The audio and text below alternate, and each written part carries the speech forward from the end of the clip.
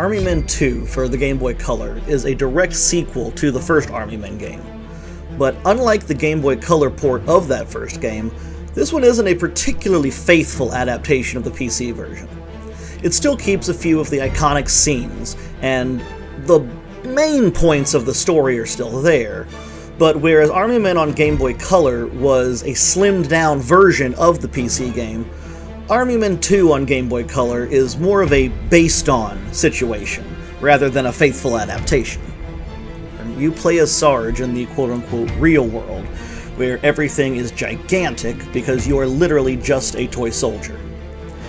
The game, as I said, follows the basic story as the PC version on a very bare-bones level. But unlike the PC game, you don't get to go back and forth between the toy world and the real world.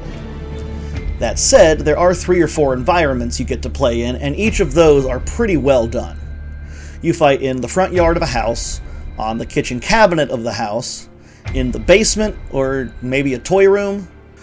And while the story is bare bones, you have to find the primary tan base in the real world and destroy it, for a Game Boy Color game, it serves the purpose just fine. Now, visually, Army Men 2 looks very similar to Army Men on the Game Boy Color, and that's not a compliment, but Army Men 2 does have some improvements.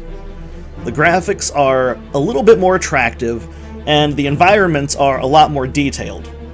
And everything just generally looks a little bit more polished and refined than in the first game. The biggest improvement, though, is the music.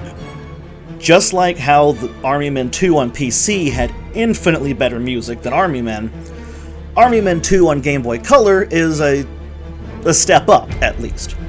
It's still not great, but it is way better and less painful than the music in the first Game Boy Color game. It's still very repetitive, but it's a lot better repetitive music. You know, it's like if somebody beats you up as opposed to crucifying you. Yeah, it's still not good, but it's way less bad. One thing that I did find disappointing, though, and this is something that only a real hardcore fan of the series would notice, is that the voice clips are repeated from the first game, whereas in the PC versions, the second game has completely different voice clips. The average player is not going to notice that, or care if they do, but as a long-time big fan of the Army Men series, it immediately jumped out to me and just rubs me the wrong way. The biggest improvement over the first game, however, is definitely the controls. The difference is like night and day. The controls still aren't perfect, mind you, but they're quick and responsive, whereas the first game's controls were slow and painfully cumbersome. The aiming is still the same as the first game, and it does still take a good while to get used to it, but once you do get used to it, it's pretty easy to get your shots on target. The first game felt like a chore to control, but this game, for the most part, feels pretty natural and is actually fun to play. Army Men 2 on the Game Boy Color is a huge improvement over the first Army Men on the Game Boy Color, and it's a huge improvement in pretty much every way. The only thing it did worse was staying true to the source material, because it only barely did. Other than that, though, it is an all-around improvement.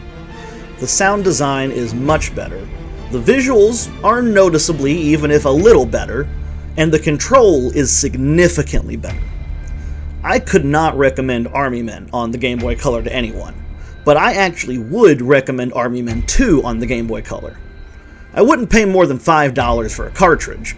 It's still an okay game. But if you can find one that cheap, or if you're willing to emulate it, it's worth giving a play.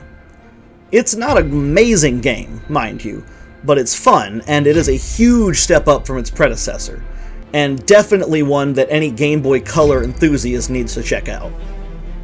My rating for Army Men 2 on the Game Boy Color is a C.